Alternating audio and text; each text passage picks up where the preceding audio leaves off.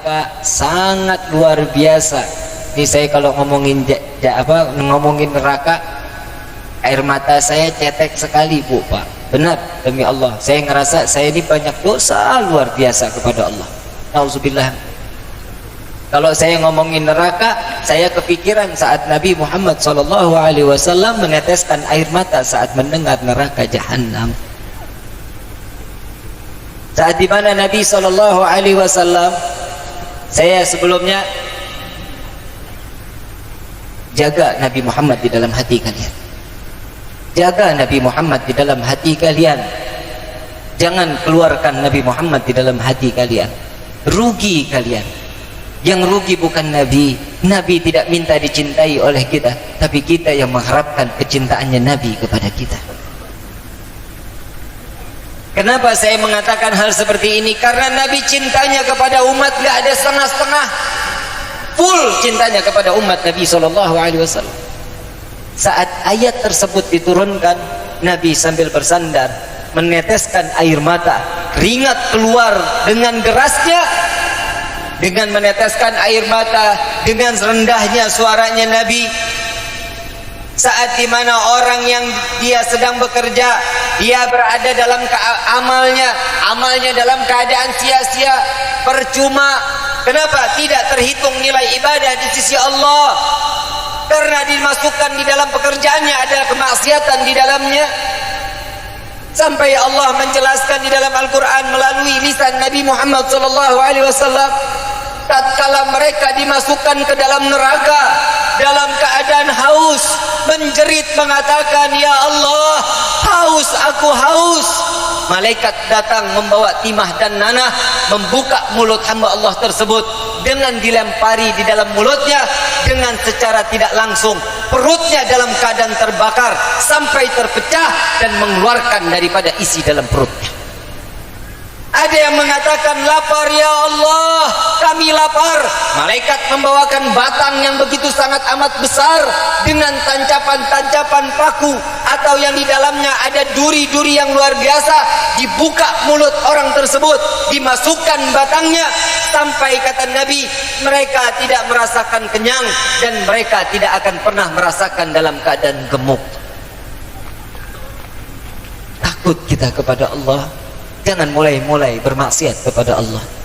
Jangan mulai-mulai menentang syariat Allah. Ayyuhal khadirun, Nabi menaruh harapan kepada kita.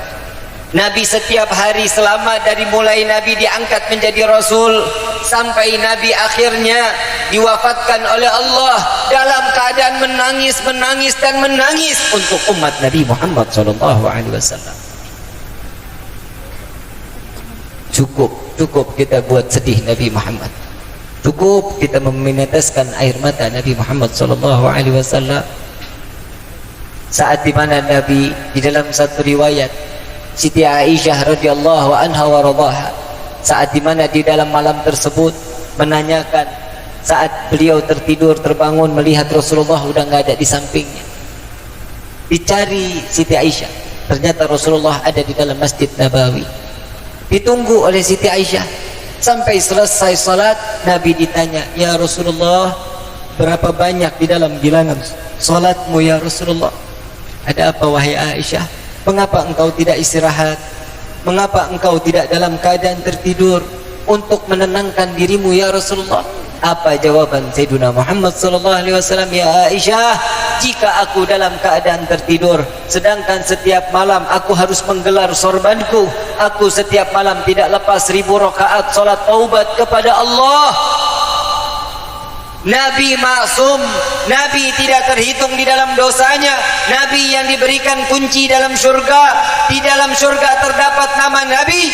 Nabi pun masih salat taubat. Sampai Siti Aisyah mengatakan, "Ya Rasulullah, banyaknya di dalam bilangan salatmu ya Rasulullah."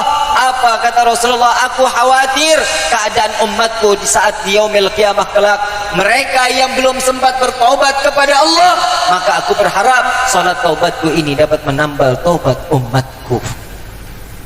Kita yang bikin dosa, Nabi yang bertaubat.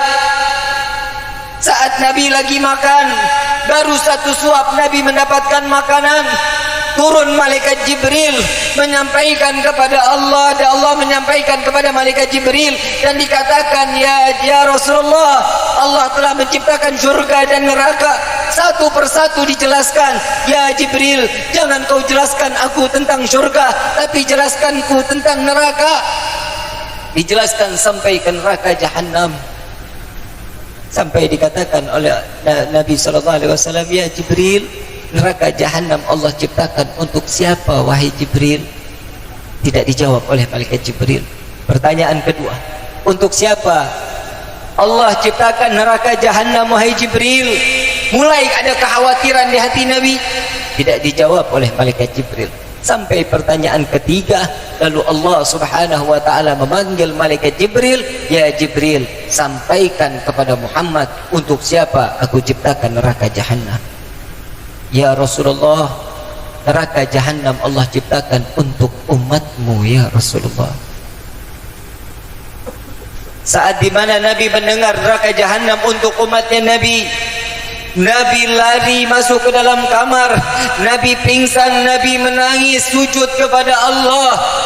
3 hari 3 malam tidak keluar dari kamarnya, hanya keluar menjadi imam solat, lalu masuk lagi ke dalam kamarnya, sujud kepada Allah. Sampai Siti Fatimah mengetok pintu kamar Nabi, lalu Nabi dalam keadaan pucat, Nabi dalam keadaan kurus, lalu bertanya, ya Rasulullah, apa yang membuatmu sehingga engkau tidak keluar dari kamar berhari-hari? Ya Fatimah, Allah telah ciptakan neraka Jahannam untuk umatku. Aku wajib, aku memohon kepada Allah. Doa Nabi cuma satu, hadirin, Allahumma ighfir ummat Muhammad. Ya Allah, ampuni dosa umat Muhammad. Jangan kau biarkan mereka masuk ke dalam neraka-Mu ya Allah.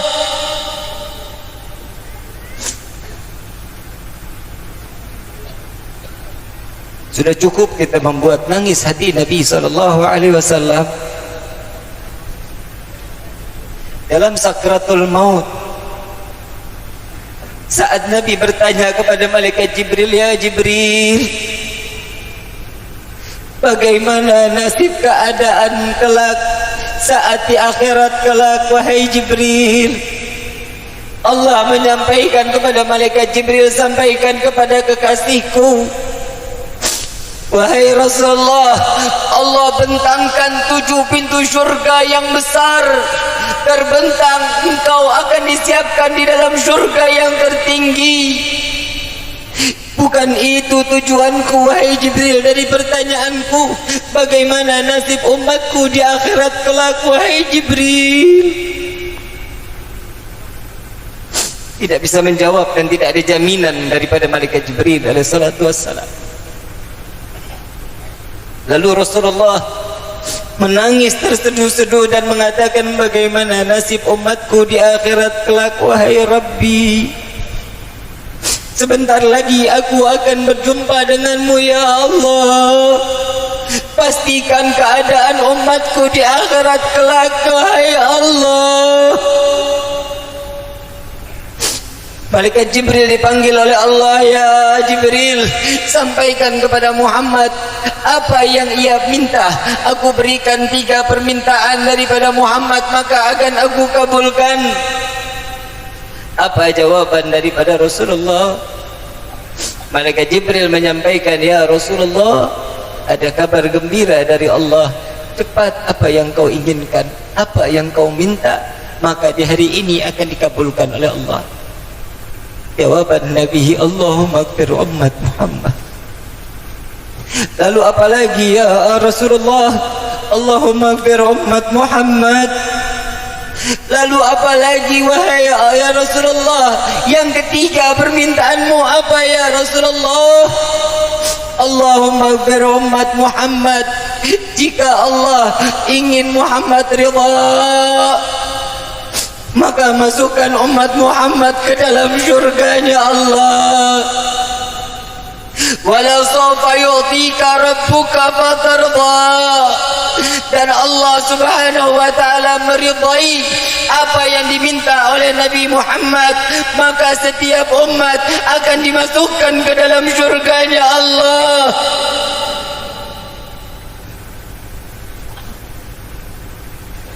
Jazallahu anna sayyidina Muhammadan ma huwa ahlu. Terima kasih wahai Rabbi, karena Engkau telah menciptakan Sayyidina Muhammad sallallahu alaihi wasallam. Di dalam keadaan sakratul maut Nabi, Sayyidina Ali dipanggil, aqimis salah, aqimis salah, aqimis salah, dirikan salat. Sampai 3 kali Nabi mengatakan, dirikan salat. Ummati, ummati, ummati. Begitu lembut lirih Nabi Muhammad sallallahu alaihi wasallam memanggil umat, sampai Siti Fatimah tidak sadar, sudah tidak tahu harus seperti apa, harus menangis terus menerus. Lalu dipanggil oleh Siti Rasulullah, ya Fatimah, dekatkan telingamu wahai putriku. Ada apa wahai Rasulullah? Apa yang kau tangisi wahai putriku? Ya Rasulullah, engkau adalah ayahku, engkau adalah nabiku, aku adalah umatmu. Sebentar lagi engkau akan berjumpa dengan Allah, dengan tempat yang terbaik di sisi Allah. Maka aku tidak lagi dapat berjumpa denganmu ya Rasulullah. Dibisikkan daripada telinga Siti Fatimah, ya Fatimah, setelah wafatku dari keluarga engkau yang akan kembali kepada Allah. Tersenyum sebentar Siti Fatimah dan lalu terus menangis. Bukankah ini kabar gembira wahai putriku? Iya ya Rasulullah, namun engkau pasti berdampingan dengan Allah. Di mana aku dapat berjumpa denganmu ya Rasulullah? Ya Fatimah, jumpai aku saat penimbangan amal baik, amal buruk umatku. Sedang apa dirimu ya Rasulullah? Aku sedang memberikan syafaat kepada umatku agar timbangannya jauh lebih besar daripada timbangan solehnya, jauh lebih berat daripada kemaksiatannya, agar mereka bisa masuk ke dalam syurganya Allah. Setelah penimbangan tersebut selesai ya Rasulullah, di mana aku dapat berjumpa denganmu ya Rasulullah? Jumpai aku di sirat ya Fatimah. Sedang apa dirimu ya Rasulullah? Aku sedang menggenggam tangan umatku agar mereka tidak tergelincir masuk ke dalam neraka jahanam. Setelah sirat kami lintasi, di mana kami dapat berjumpa denganmu? Jumpai aku di depan pintu syurga ya Fatimah. Sedang apa dirimu ya Rasulullah? Wallahi aku tidak akan pernah masuk apabila umatku masih berada di dalam nerakanya Allah. Syurga yang begitu sesak penuh, di mana kami dapat berjumpa denganmu? Jumpai aku di telaga Al-Kautsar. Sedang apa dirimu ya Rasulullah? Aku sedang memberikan minuman daripada tanganku untuk seluruh umatku. Inilah kecintaan Nabi Muhammad kepada kalian wahai umat Nabi Muhammad. Tidakkah kalian berpikir bagaimana Nabi Muhammad telah mengorbankan jiwa, raga, keringat, darah untuk sampai Islam ke tangan kita? Kalian menangis di malam ini lebih baik daripada kalian menangis di padang mahsyar. Menangis di malam ini lebih baik daripada menangis saat kalian di dalam neraka jahanam. Ini tempat yang terbaik, saat dimana Nabi mengatakan bagaimana saat umatku berkumpul mengharap keridhaan Allah, dan di dalam majlis tersebut disebut nama Allah dan disebut namaku, maka apa yang kalian minta, maka siapa yang mereka minta, apapun yang kalian minta di hadapan Allah, maka akan dikabulkan oleh Allah Subhanahu wa ta'ala. Ya Rabb, pandang kami dengan kasih sayang-Mu.